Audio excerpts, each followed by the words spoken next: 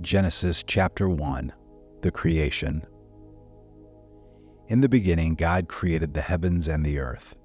The earth was formless and void, and darkness was over the surface of the deep, and the Spirit of God was moving over the surface of the waters. Then God said, "Let there be light," and there was light. God saw that the light was good, and God separated the light from the darkness. God called the light day, and the darkness he called night.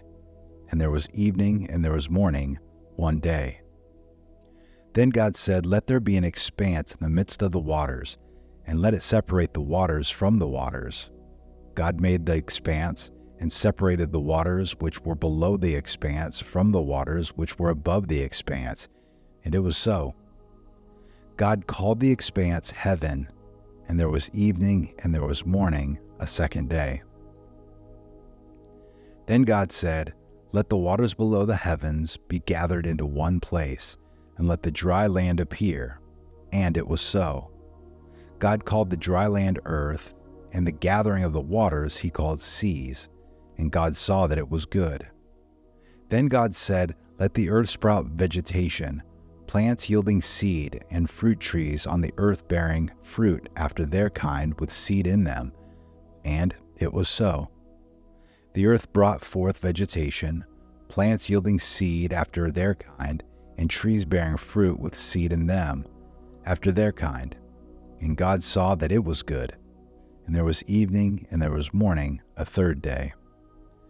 Then God said, "Let there be lights in the expanse of the heavens to separate the day from the night, and let them be for signs and for seasons and for days and years. And let them be for lights in the expanse of the heavens to give light on the earth." And it was so. God made the two great lights, the greater light to govern the day and the lesser night to govern the night. He made the stars also.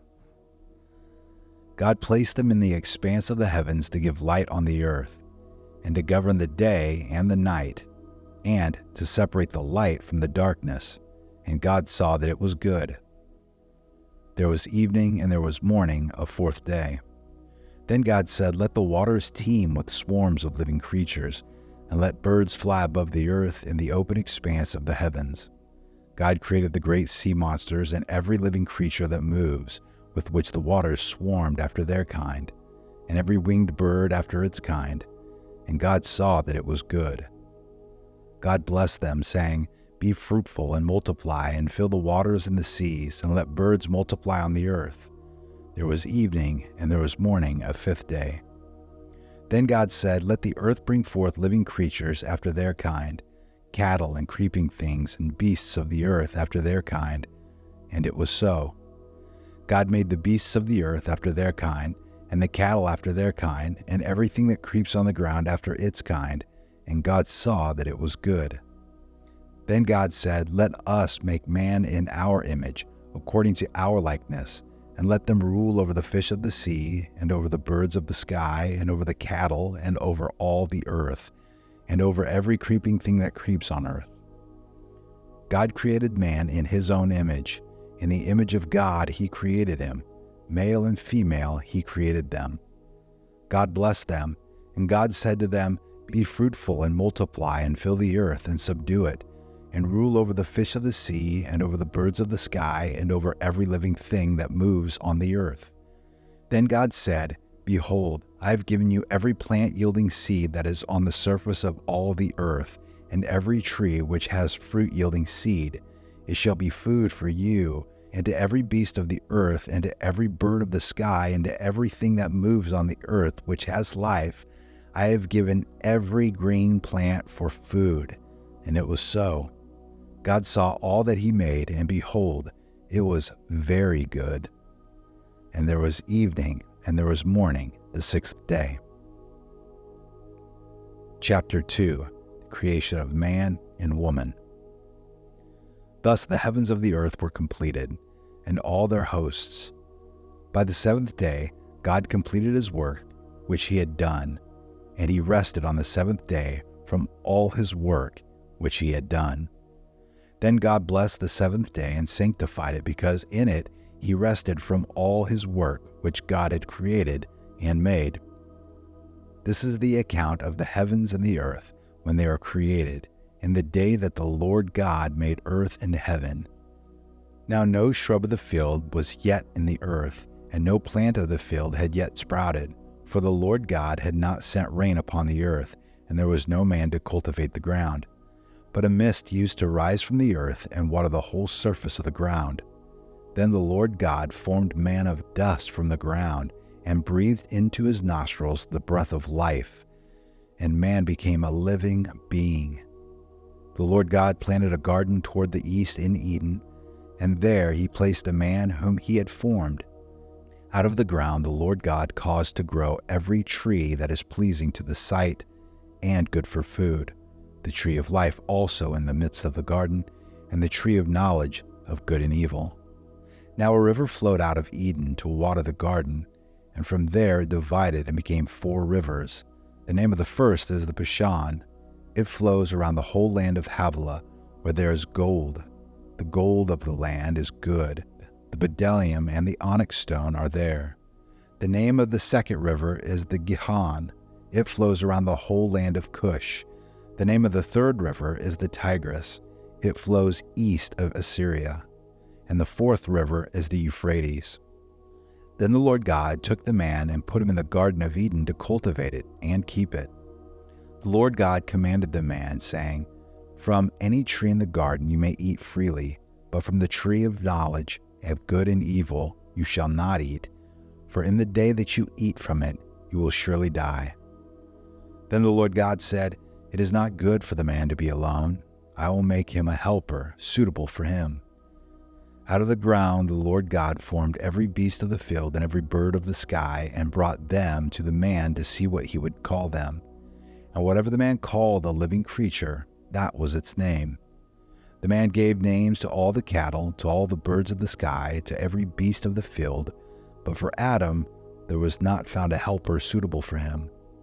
So the Lord God caused a deep sleep to fall upon the man, and he slept. Then he took one of his ribs and closed up the flesh at that place. The Lord God fashioned into a woman the rib which he had taken from the man, and brought her to the man. The man said, "She shall be called woman, because she was taken out of man."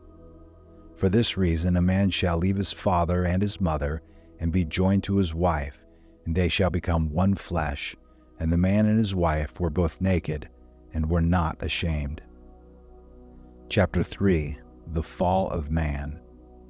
Now the serpent was more crafty than any beast of the field which the Lord God had made.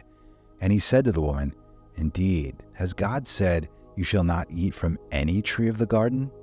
The woman said to the serpent, "From the fruit of the trees of the garden we may eat, but from the fruit of the tree which is in the middle of the garden God has said, 'You shall not eat from it or touch it, or you will die.'" The serpent said to the woman, "You surely will not die, for God knows that in the day that you eat from it, your eyes will be opened, and you will be like God, knowing good and evil." When the woman saw that the tree was good for food, and that it was a delight to the eyes, and that the tree was desirable to make one wise, she took from its fruit and ate, and she gave some also to her husband with her, and he ate. Then the eyes of both of them were opened, and they knew that they were naked, and they sewed fig leaves together and made themselves loin coverings. They heard the sound of the Lord God walking in the garden in the cool of the day, and the man and his wife hid themselves from the presence of the Lord God among the trees of the garden.